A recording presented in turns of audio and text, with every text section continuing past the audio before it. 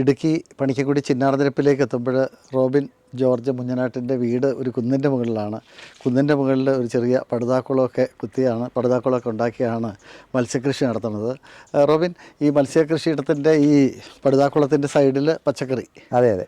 എന്ത് പച്ചക്കറി ഇത്? ഇതിപ്പം പയറുണ്ട്, ചീരയുണ്ട്, നമ്മുടെ കൊമ്പൻ മുളക്, ചീനി അതുണ്ട്. ഇങ്ങനെ ഇനിയിപ്പോൾ ഇച്ചിരി വളർച്ചയാകുമ്പോൾ നമ്മളിത് അകത്ത് വെക്കും.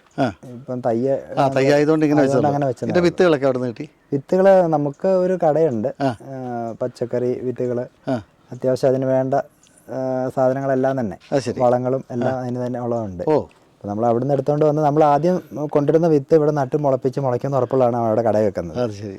മുളയ്ക്കുന്ന ഉറപ്പുള്ള വിത്തുകൾ അവിടെ വെച്ചു. അത് ശരി, അത് ശരി, ശരി. അങ്ങനെയാണ്. എവിടെയാണ് കട? എവിടെയാണ് കട? മുക്കടം.